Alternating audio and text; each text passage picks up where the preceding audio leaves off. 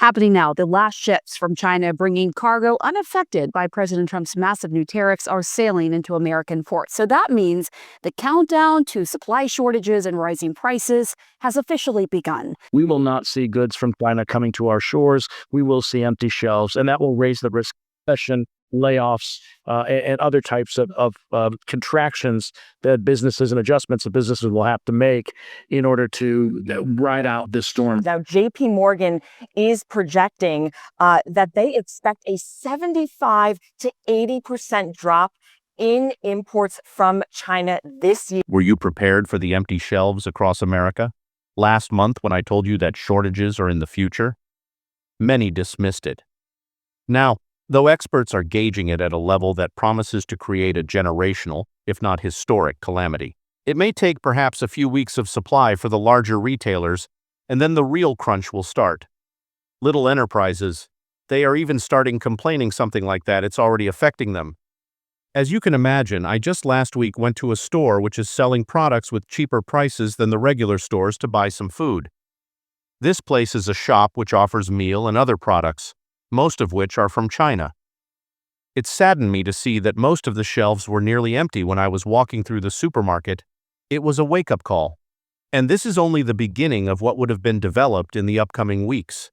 According to CNN, China's exports to the U.S. are expected to decline in the second half of the year due to sky-high tariffs on the former. This has left the trade between the two countries stagnant. This was pointed out by President Trump, and based on data obtained from a logistics company known as Flexport, there was a 60% decline in the number of cargo ships coming from China to the U.S. in April alone. According to JP Morgan, Chinese imports could plunge by as much as 80% by end of this year. What does this mean for you, in practical terms?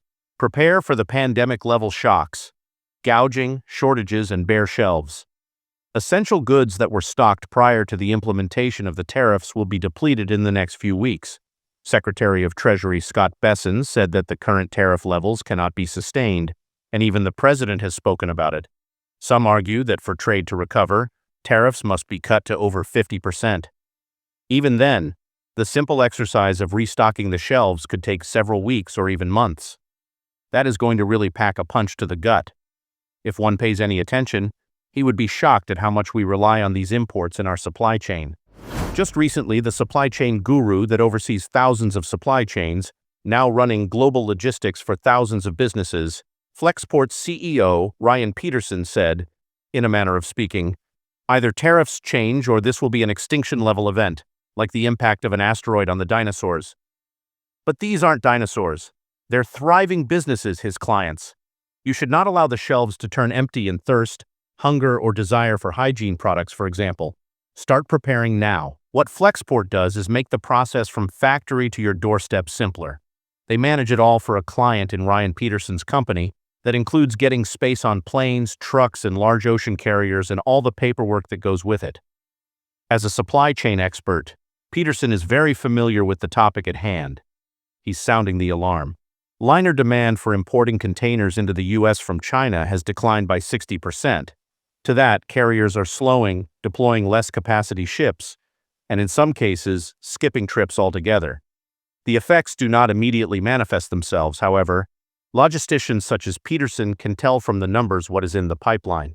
He also says that if ever tariffs go up, one is sure to precipitate a crisis. And he's not only a spectator in this case. To this end, recently, Peterson embarked on a visit in Washington, D.C., where he held meetings with policymakers in a bid to seek relief from these tariffs, threatening that as a result, small businesses are at a high risk of shutting down, and millions of employments are precarious. What Peterson has is a front-row view of about less than 1% of U.S. trade through Flexport, lending him a view of the crazy industry. The outlook grim.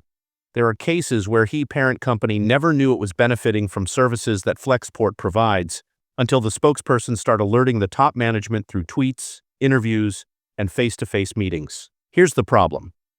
From toys to small electronics, solar panels, apparels, car parts, medical, consumer, measuring devices, and the list is endless that is mostly manufactured in China. To replace the destroyed facilities, new factories and supply chains had to be built. That takes years. Take Lego, the 2Y manufacturing company that operates worldwide manufacturing toy products. They began formulating the idea of a U.S. factory some 2 years back, and they plan to launch it in the last quarter of 2025. Now that's been pushed to 2027. Even firms of the size of Lego require 6 years to construct one production facility. Then how can other developing firms cope with the same challenge? And it's not just toys. Currently, the Chinese companies excel in electronics, optic parts, plastics, and even some vital ingredients in drug formulas. Consider antibiotics, cardiovascular drugs, and chemotherapy. These are not easy to come by or replaceable in a short span of time. Well, how do we replace $438 billion in Chinese imports that stock our shelves? The truth is, we can't. We visibly store shelves will start to be emptied. In fact, this is not only the mere issue of logistics, it's a wake-up call. The crisis in the supply chain is looming, and none is exempted from its impact. Continual interruption of these API shipments is not only deleterious to the economy, but to the country's healthcare system as well. People, this is serious. We are now also seeing enormous job cuts given the interruption of supply chain across the United States. There is no denying that the effect of the recession will first manifest in states such as Southern California. Since over 70% of the port's employees residing within a 10-mile radius of Los Angeles Port Complex, the social impacted communities include San Pedro, Wilmington, and Long Beach. But they will not be the last. Gary Herrera, president of the International Longshore and Warehouse Union, boiled it down thus. 1/5 of the total number of employees in the Southern California region is associated with the ports, warehouses, drivers, logistics handlers, etc. Herrera, a longshore worker since 1998, says that implication will affect the Inland Empire, Riverside, and San Bernardino, as many are major warehousing areas for companies like Walmart and Amazon, and freight rail areas such as Bakersfield and Barstow will also be affected. And it's not just California. A vehicle transport, which costs between 30 to 55 days depending on the destination, shows that inland cities such as Chicago, Houston, and New York are not far from being affected. One of the industry experts described this as a slow-moving tsunami. Stated with the growth of the online community and marketplace, it is easy to see the potential of this industry in future markets. One day, before you know it, you find the water has receded away. They point out that it is still possible for President Trump to make a deal with China this week. However, it will still take weeks or even months to repair the supply chains. In an interview with The Young and the Restless, Evan Smith, a CEO of supply chain management firm Alana Technologies, categorized the situation as some of the biggest bullhips, which are bigger than the Co-era. He proposes, the tariffs alone are a shock to the system, and every point of that shock reverberates and intensifies the rest of the chain. However, even under the best of circumstances, it could take between 9 months and 12 months in order to sort through this mess. Thus here, the Federal Reserve has been put in a very precarious position.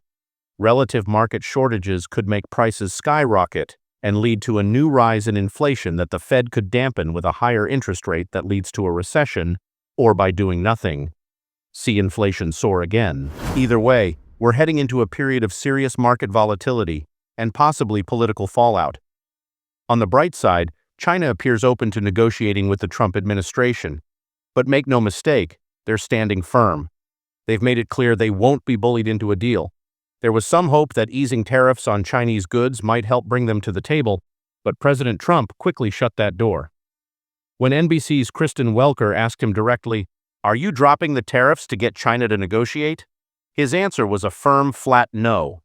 This isn't just posturing, it's part of a larger strategy, using tariffs to shield American economic interests and slow China's rising global influence. Even if talks were to begin tomorrow, a meaningful deal could still be months away. Meanwhile, the supply chain crisis isn't waiting. It's getting worse by the day. If you rely on anything made in China, whether it's electronics, household goods, or parts, you might want to get it while you still can. Trump shows no signs of backing off. In fact, he just imposed a fresh 25% tariff on most foreign-made auto parts, effective May 3rd. While automakers negotiated a few carve-outs, the industry is still feeling the pressure. Everything from powertrain components to seats and airbags is affected, and the ripple effects are already hitting consumers.